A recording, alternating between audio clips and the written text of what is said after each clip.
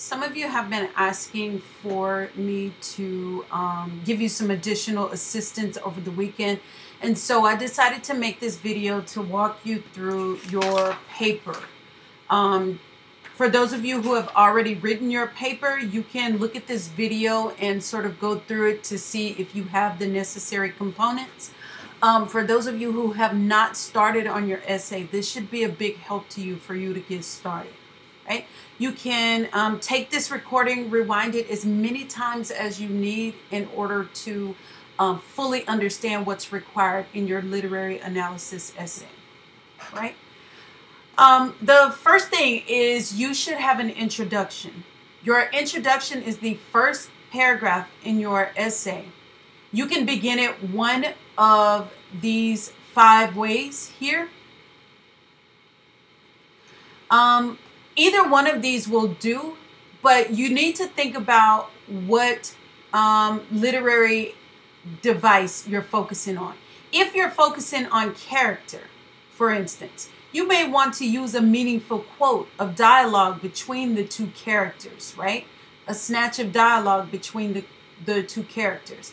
If you're writing about theme or some universal idea, or you could find a quote that reflects that idea, or you could simply state that idea like in example 3 and 4 here.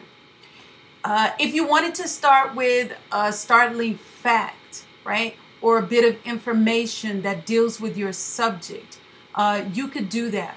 I think, or if you're writing about setting, you could start with a vivid description of the setting from the story that you're focusing on. I think for the purposes of our literary analysis, and because of the prompt, which is asking you to write about point of view, character, theme, and setting, you probably are going to want to use either numbers 2, 3, 4, or 5 here, depending on if you're writing about character or setting or theme or point of view. Okay, look at the examples that are here. You're going to begin your essay with one of these ways and make sure that after you put your dialogue between the characters, that you introduce the tag, which is the title, the author, the genre. If you look at this example here, immediately after this quote from the story, which is also cited. If you're going to use a quote from the story in your intro, make sure you cite the story. But immediately after that quote, the writer introduces those words, the author's name, and the title of the story. And then they explain the significance of that particular dialogue or what it represents. The same thing is going to happen here when you're using a meaningful quotation. Again, to be or not to be, that is the question.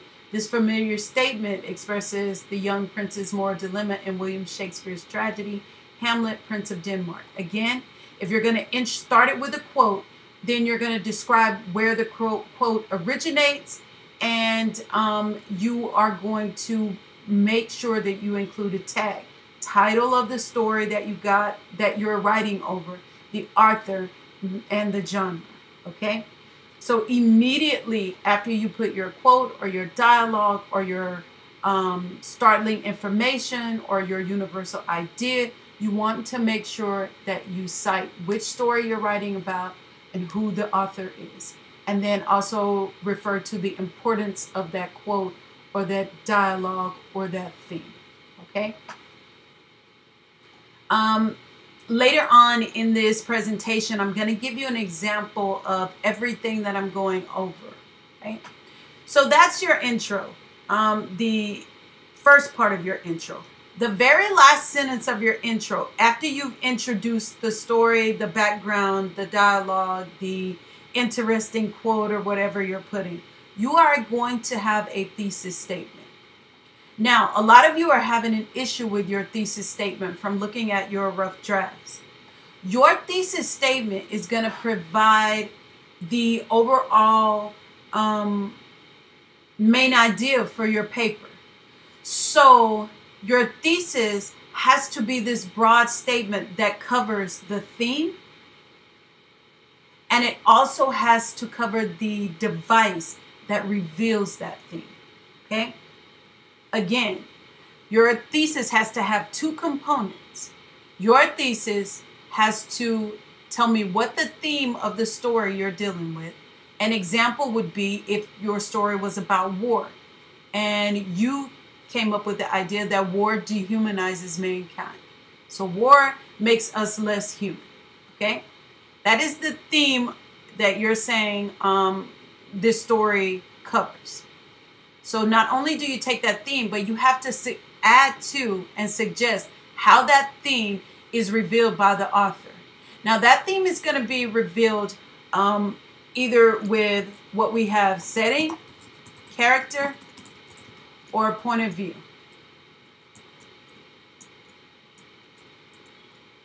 Or plot. All right, those are the four devices that I told you that you could write over for this initial essay. So the theme is going to be revealed through one of these four ways. It's either going to be through setting, through character, through point of view, or plot. Right? So let's take this theme, and then we're going to make a claim about this theme, and we're going to put those two things together, and we're going to have a thesis statement, right? An example of how the theme is revealed by the author is going to be through Paul's experience behind the lines, through the Russian at the camp, and through the attack on the battlefield, right? These three things explain how the theme is revealed. They're talking about the actual plot here. And they're going to give you three examples from the plot: his experience behind the lines, the Russian at the camp, and then the attack on the battlefield. Right? So they're going to put these two things together, and they're going to formulate a thesis. War dehumanizes mankind. The author shows this through Paul's experience behind the line, the Russian at the camp, and the attack on the battlefield. So they take all of that and they write a thesis statement here. Through Paul's experience behind the lines, at a Russian prisoner of war camp, and especially under bombardment in the trenches, Eric Maria Remarque realistically shows how war dehumanizes a man. Right? So if you look at each of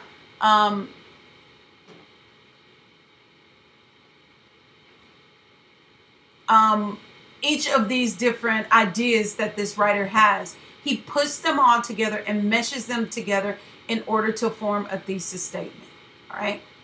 Sometimes your thesis statement can drag on, especially if you're doing like this writer and you're describing three things within the plot, or three ways that the setting, or three characteristics of the character, or three things the character does that help expose his character. Right? Sometimes your thesis can become long. In that case, you want to break it up into two sentences. Here's an example of that. Here you can read over that example and look at it to see how the writer does that. After you have your thesis, though, you are pretty much set. And the next job is that you have to develop the body of your paper. I'm going to focus my time on the body of the paper here. And I'm using color coding in order to help give you a better idea of what your body paragraph should look like. Okay. The topic sentence is going to be in black. The topic sentence is one of the ways or points that you use to support your thesis statement. Right?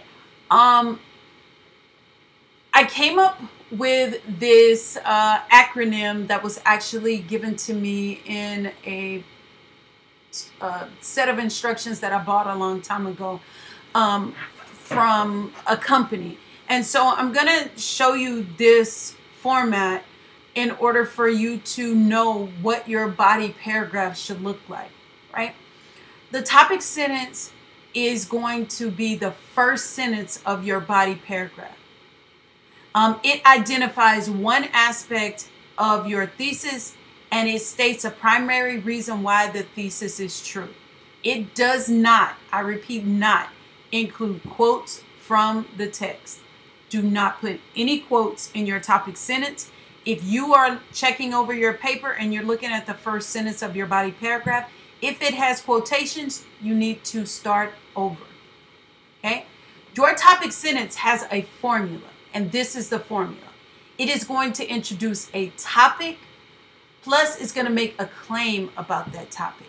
Okay? Now, your topic is going to support your thesis.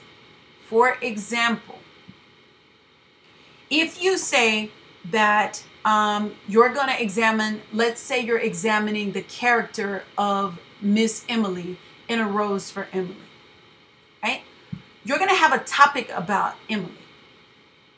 The topic is going to be her character, right? You could say her stubborn nature, right? But you have to make a claim about her character. What does her character or her stubbornness show? The stubborn nature of Miss Emily reinforces the Faulkner's idea that she is a relic of the past, right? So you have to make a claim about whatever topic you are about to discuss, right? That's what your topic sentence should entail.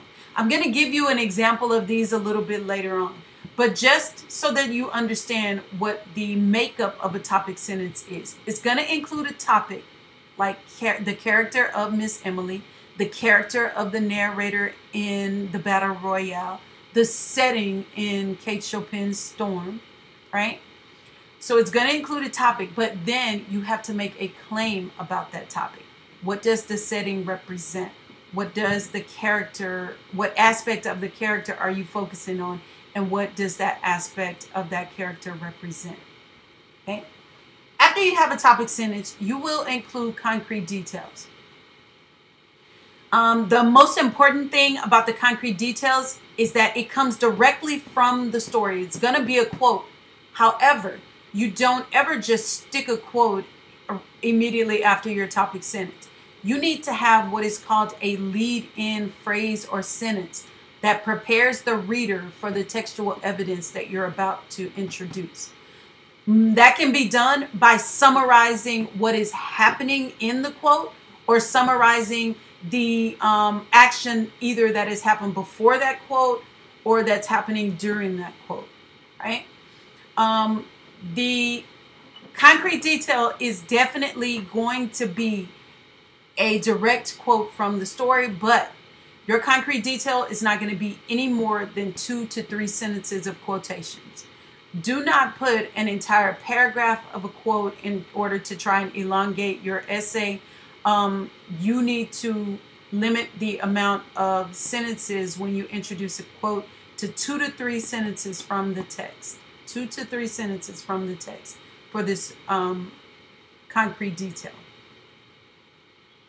And then make sure you have a lead-in phrase before you introduce it. The CC part of this acronym is going to be commentary. This is where your explanation and your analysis of your evidence takes place, right? Your evidence is used to prove your topic sentence. Your commentary is used to explain how your evidence proves your topic sentence, right? And so the CC part of that acronym is going to be your interpretation of the evidence. All right, you're going to tell me what the text means or what the writer was suggesting by having this particular evidence or information presented in the text. Again, your commentary should be twice as long as your textual evidence. If you have 2 sentences of textual evidence, you should have 4 sentences of commentary, okay?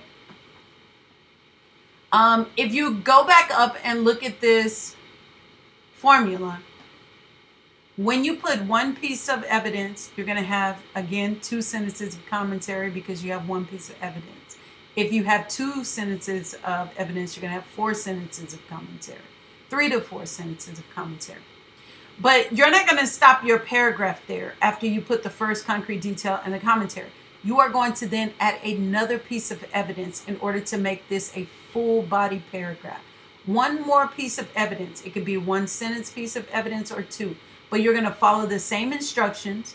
You are going to have a lead in for that sentence, and you are going to put a quote. But before you do, you are going to add a transition. Right? You're going to have a transition sentence there. When you're in the same body paragraph, you've put your first piece of concrete detail and commentary. Before you put that second piece, you need to add a transition. Furthermore, not only, but also, another example of this is when, and then you'll put the quote, all right, or the lead in, right? At the end, after you put your 2 pieces of evidence and your 2 commentary sentences, you're going to end that paragraph with what is called a concluding sentence or clincher sentence. That clincher sentence is ultimately going to refer back to the textual evidence and how it supports your topic sentence and ultimately your thesis. This sentence is not going to be a repeated sentence, but it is going to be a paraphrase or a final thought about how all of the evidence that you've presented here relates or supports that topic sentence. Okay. What I have for you next is an actual sample paragraph, and it is color coded here. The color coordination is so that you can see how each particular part works in a body paragraph, right? The part in black is going to be the topic sentence. And this comes from William Golding's Lord of the Flies, right? And so the thesis statement from this story is that William Golding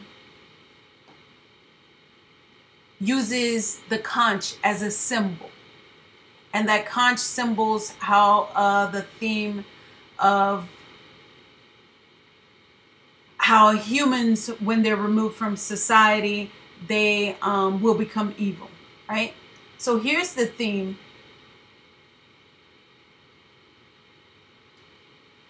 I'm going to take it and copy it and put it up in this part here where I have the thesis statement here. Now I'll just take this thesis statement away and I will put this one there, right? And so this thesis statement here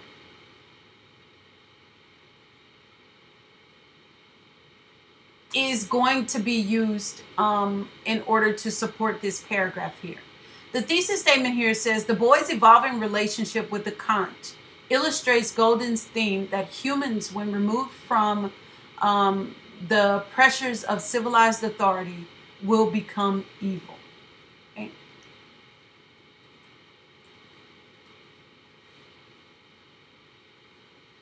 And so here's the body paragraph that supports that thesis.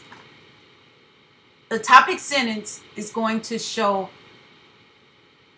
a topic, plus it's going to make a claim. The topic is that the conch is an important symbol.